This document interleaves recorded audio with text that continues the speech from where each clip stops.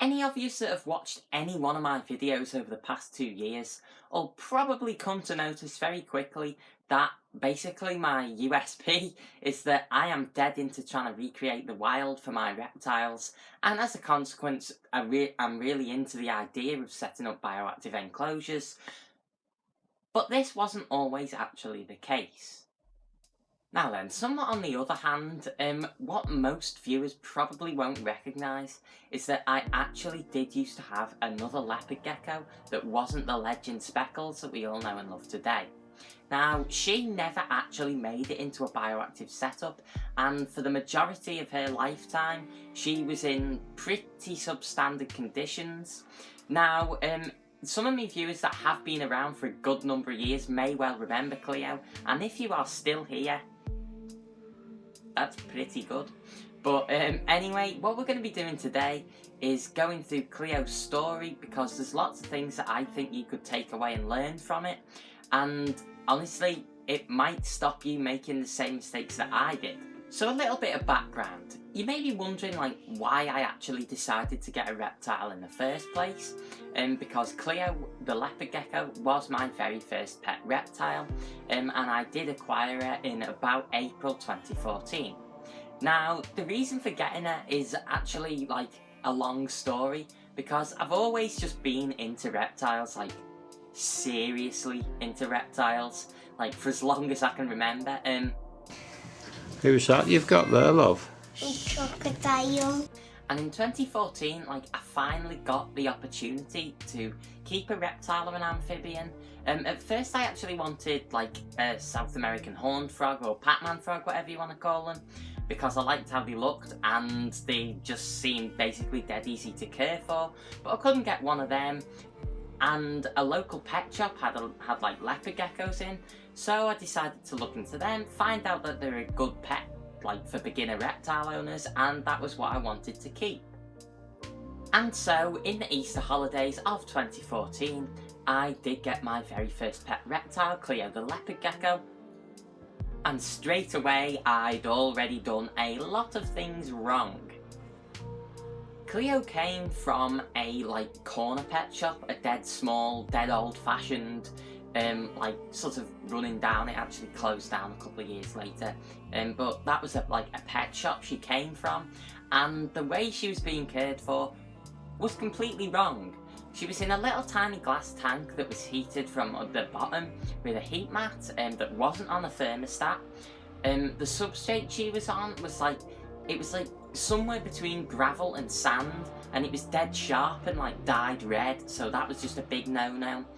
There was no lighting on the enclosure. I mean, back in those days, basically nobody lit leopard geckos anyway, so that was sort of to be expected.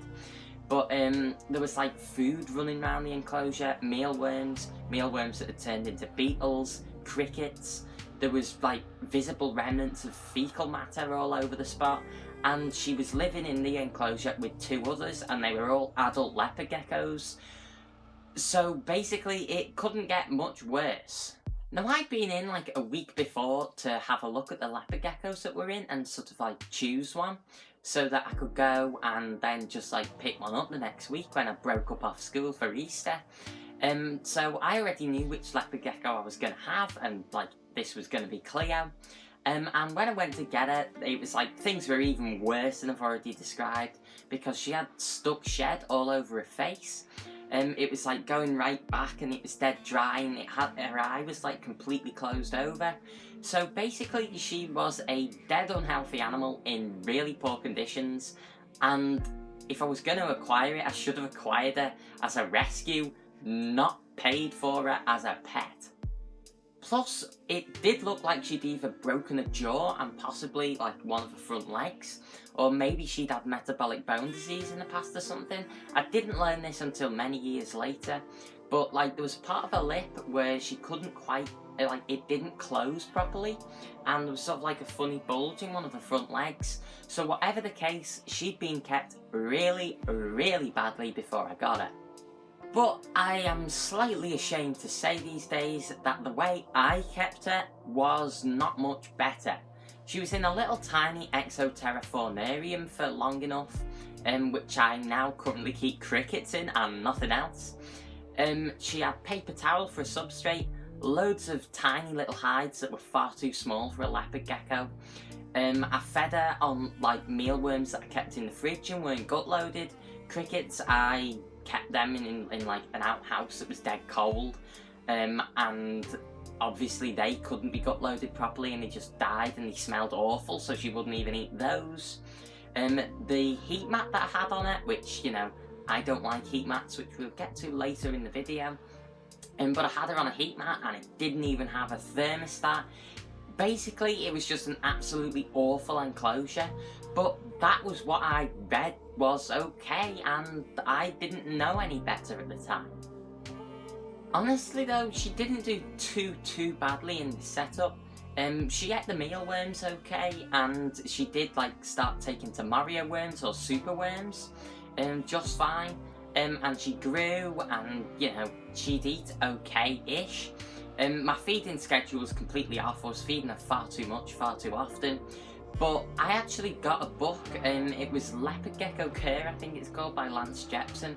I'll throw it up on the screen. It's actually not too bad of a book, and that made me decide that my care wasn't perfect and that I was going to upgrade her. And so in July of the same year I got her, so 2014, I moved her into a proper Viv Exotic vivarium and changed it up a bit. So I had a couple of bigger hides, I had a proper moist hide rather than the little rubbish plastic thing I'd made for her. And I was heating her with a ceramic heat emitter, which these days isn't particularly good and I wouldn't really recommend them. There's much better things that you can get, but for the time that was pretty good, and that was about as good as you were going to get for Leopard Gecko care for what was recommended on the internet in those days. Still though, her care was pretty poor, and for a good long time I literally fed her Mario worms and nothing else. And as I've discussed in the video about obese pet reptiles, these are not a good staple diet whatsoever, and she did become quite fat at one point, but I caught it and like fed her less and so on. And the dusting schedule I did on her insects was really poor, so I like started off trying to feed her 7 days a week, which is far too much for a leopard gecko. It's like no wonder that she wouldn't take it most days. But what I'd do is on any weekday, give her just plain calcium, like nothing added to it. And on the weekends, I'd use calcium with D3 in it. I didn't use multivitamin powders for years. Still though, I've always sort of been like wanting to make sure that I'm doing the best for my animals. Even though I wasn't at the time, I was really trying. You know, back in 2014 when I got her, I would have only been 11 at the time. And then, like, you know, moving through my teenage years, I was learning more and more and more.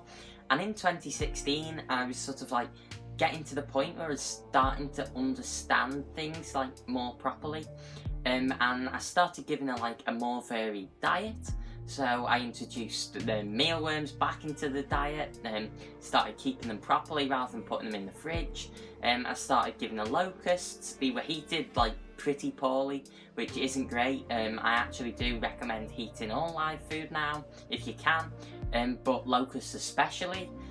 So things were looking up a little bit, but they weren't great still. Now, as I started to learn more and more and more about reptiles, I really started questioning the things that I'd always taken for granted. So, like, why could we not keep our captive pet reptiles on loose substrates like sand and soil mixes without them dying, even though they don't die like that in the wild? I mean, that just didn't make sense to me. And then, how come people always recommended not lighting leopard geckos? I mean, it's such a daft argument. This animal is nocturnal, so it should live in the dark permanently, or you're going to destroy its eyes. That's like, if a diurnal animal doesn't need to be kept in the light all the time, that just didn't make sense either. And then what about all this multivitamin powder stuff? Where are they getting it from in the wild? None of it was adding up. And that was kind of what led me to find out about bioactivity. I'll probably have to talk about this again in another video, but it started making me realise that what if all of these things tied together? What if it is the case that, like, say our leopard geckos in the wild the substrate that they're on isn't the same as what we're trying to keep them on in captivity, and that contains like the minerals and so on that we put in their powders to like bulk things up. And you know, what if it's all tied together in the environment and it's something that we've just been missing for years? And that basically is what started me off with bioactivity and wild recreation and all that, is that I realised that everything is indeed hidden in the wild counterparts to our animals, and if we can copy that exactly, then we've got like a recipe for a winner. But despite this and like finding all of this out, I still wasn't confident enough to implement it with my own leopard gecko. Now, I had it in mind that I wanted to change things up for her. I wanted to try UVB lighting, overhead heating, bioactive enclosures and so on, but I just wasn't quite ready for it. Now, the setup that I had her in, because it was a Viv Exotic wooden Viv, and because it wasn't lit, it was really dark, and I never really liked the thing, so I wanted to change things up, but I didn't want to go full throttle with the bioactive yet. So what I actually did is I moved Cleo into an Exoterra vivarium, and just furnished it the way that I was comfortable with doing. I had a heat mat underneath, I had one of those absolutely horrendous Exoterra sand mats as the substrate, all plastic stuff like decorations and whatever that looked okay but like weren't natural at all. And then the lighting I had on there was just an LED. So I had it in mind that in like a year's time or whatever, when I become more confident, I could go bioactive easily with this enclosure because it's glass. But I wasn't ready yet, so I was just waiting to make the change. Even though Cleo had basically been abused for years, you know, I was trying my absolute best with her, but what I was doing was not the best for her. Even if like nobody knew it at the time, what I was doing was wrong. And it is still how lots of people keep their leopard geckos to this day, which is basically why I'm actually here on YouTube. But we'll get to the moral to the story at the end of the video. But basically, this change in the setup is like the thing that I think was the final nail in the coffin for finishing Cleo off. Heat mats are rubbish. This time around, I had the heat mat under this Exoterra enclosure on a thermostat, and the thermostat probe like right above where Cleo could sit on it. So that meant that basically the hottest temperature in all of the enclosure was gonna be that 30 degrees that I'd set it to. But heat mats, as I've just said, are absolutely awful, and they only heat up like a certain surface. They don't heat the air. So whereas before in our old enclosure the ceramic heat emitter had been keeping the air at like 30 degrees, and in the first setup I had, where the heat mat wasn't thermostated at all and it could get really, really hot, like there was no opportunity for Cleo to reach the temperatures that she needed to. Now, this kind of sounds like I'm recommending using heat mats without a thermostat, and I am not, because that is completely dangerous. It's just that it let me get away with it in the first instance, in the first enclosure I had. But now that I was doing things properly, basically, that was the end. With the rubbish Exoterra sand mat that doesn't let heat through properly, and then only a very weak hotspot, there was no way for Cleo to warm up properly, and basically heat for leopard geckos is the #1 thing that they need to do well, more than like even UVB lighting or whatever. If they're not heated up properly, they're just gonna die, basically. And as you can probably guess, she did stop eating very soon after she was put into that setup. At first she did eat okay, and she stayed on a hot end most of the time, but over a couple of months, I put her in this setup June 2016, and by like coming into the autumn time, she was like just in a cold hide all of the time, wouldn't eat anything, and she'd probably just gone into a bit of a brumation state. At the time I wasn't immensely worried, because like occasionally I get her to eat something and she wasn't losing weight too well, and when I took her out she was responsive and everything, so I did just think it was brumation.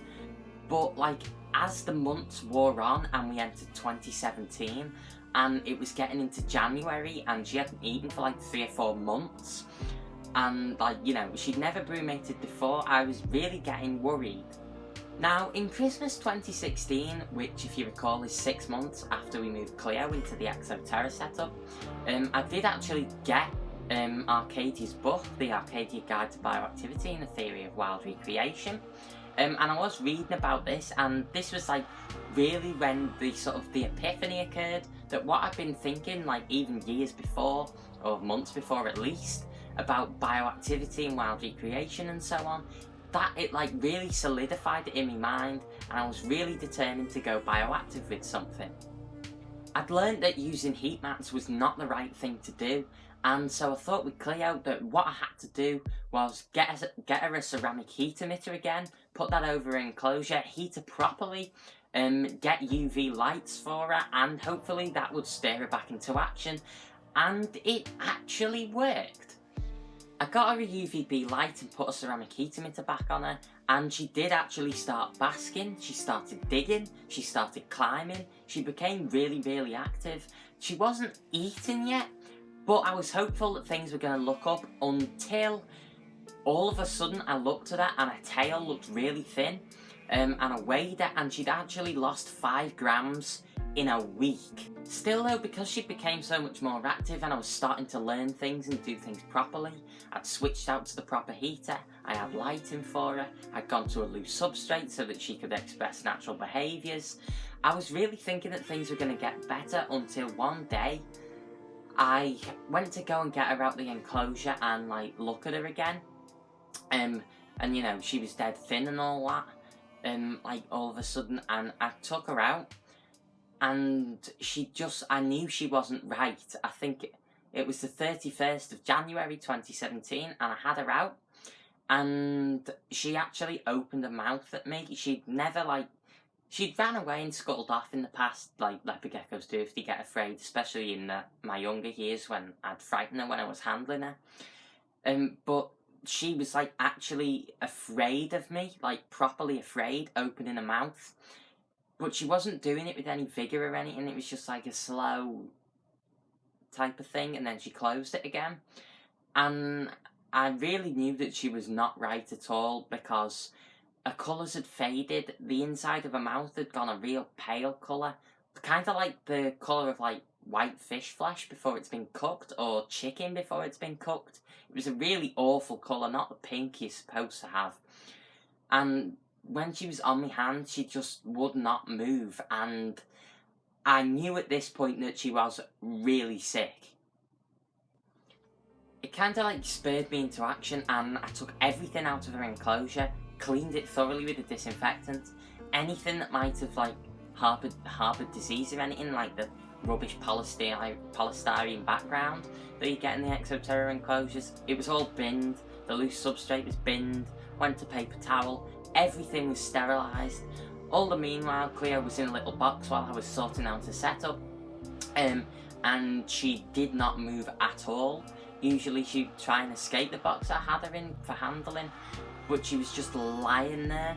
And I knew that she was really, really sick, and my parents could see that I was dead worried about her. And I think I have a feeling it was a Wednesday, and the next day was a Thursday, and I was meant to be in school and whatever, but we were going to book a vet trip, and I was like, you know, going to skip school, and I'm a nerd, so I don't do that for nothing. But it was too late.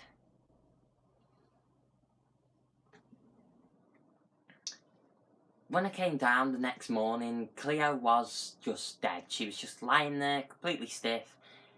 End of story, end of Cleo. I did go to school, I did not bunk off, and we didn't go to the vets because she was obviously dead, but that was the end of that. Now this was over 2 years ago now, so it's not really raw to me anymore. And we have moved on since then. It was actually sort of the night between the 31st and the 1st of February that she died, and we did get Speckles the leopard gecko on the 12th of February, so it was like 11 days after Cleo died, because, I don't know, I'm not one of those people that, like, you know, waits around for ages after something's died feeling bad about it. Like, I just missed Cleo. That animal had helped me through a lot of stuff in my sort of early teenage years, and I couldn't be without a leopard gecko, so I wanted to get one soon. But I'd learned a lot of lessons over the time keeping Cleo, and I wasn't going to make the same mistakes again with Speckles, so I got him, and the lessons that I've learned with Cleo I'm now going to go through with you, so that you don't make the same mistakes that I did. Starting from the start of this story and moving through to the end, we do have lots of different messages, and I'm going to go through them in order if I can. So, you will recall the very first thing I said is that Cleo was not being kept well in the pet shop. And this is the first mistake that anybody can make. Don't just go off the fact that, like, it's a pet shop, they know what they're doing. No, they don't. Pet shops most of the time just want to make money off you. If you've got any doubts whatsoever that the animal that you're going to buy isn't healthy, don't buy it. Don't buy it because you think you're rescuing it, because whilst you may be rescuing that one animal, you're giving that pet shop money to do what it is doing, which is abusing those animals, and it will get more stock in after its current stock's gone, and basically more and more animals are just going to suffer as a consequence. Next up, the first thing about the setup I had her in, that is just those sorts of old setups still go around, where it's people using paper towel, plastic, everything's cheap and nasty, no thermostats. Those things aren't right. You know, I'll talk more about setups as we go through, but your animal's just not going to do well with that. Then that reminds me of the feeding insects thing. You've got to use variety in the diet. If they're just like getting stuck on Mario worms all the time, they're going to end up fat and they won't touch anything else like Cleo did. Then keeping the insects, they've got to be fed properly. They've got to be warm enough to digest the food. If not, all your crickets are going to die, they're going to smell dead bad, your leopard gecko ain't going to eat them, and it's just going to touch the Mario worms that are much hardier than the crickets, and it's going to get addicted. Now then, skipping forward a bit, heat mats are just not good heating elements. They're far too weak. I've talked about them time and time again, and I absolutely hate the things, even though I do use them for various jobs. They're here, there and everywhere. For like the general reptile hobby, it would be much better if the things just like stopped existing and people were to heat the reptiles properly, because heat mats just aren't good enough. Even if you've got at one spot the temperature that is ideal for your reptile, it's the wrong wavelength. It's infrared C, far infrared rather than near infrared, which is what they need. It doesn't heat up the air, so the animal's not getting the proper heat it requires. It's just like heating up a surface, so an animal's got to absolutely hug onto it if it's going to get warm at all. They just aren't good. Next up is glass enclosures. They just don't keep the heat well. You know, same as plastic enclosures, anything well ventilated. If you're going to keep a reptile, you basically want to keep it in something nice and insulated and wooden, because otherwise you're not going to like achieve those temperatures over a broad enough area. The cool end might be too cold or whatever. Now I know people do have success, like in America everybody keeps the reptiles in fish tanks, which is kind of strange over here in the UK, nobody does that. And I know it can work, but for the most part, glass enclosures are for dart frogs and for tiny little day geckos and so on. Anything else, keep it in a proper wooden setup. And I really do thank you if you've made it to this point of this video, because this is the absolutely most important message that I'm going to give from this story. And that is that bioactivity and wild recreation works. I've tried it and I've tested it over years. I have been in your shoes. I know that like lots of my viewers are like teenagers or kids or whatever that are getting into keeping reptiles, and they're doing the same thing as I was. They've read those old curse sheets, read the old books, think they're doing the right thing, and they want to do the right thing. You want to do the right thing, I know you do, I did, but that doesn't mean what you are doing is the right thing. And I have made those mistakes. I've ostensibly killed my first leopard gecko through basically what is poor care, rather than trying to recreate how it lives in the wild, which is what's going to cater to its core evolved needs as a species and is going to allow it to thrive. It's easy to forget sometimes, but I don't go on YouTube and start talking about bioactivity and wild recreation and UV lighting and natural heating and blah blah blah, because I'm sat on some high horse about ethics. thinking that I'm doing the right thing, this is replicating the wild, my animals are much better off than yours left in the boxes. It's because it works. I have tried the alternatives and they don't work as well. People can get away with them, people can get their animals to breed with them, but that doesn't mean it's the best thing.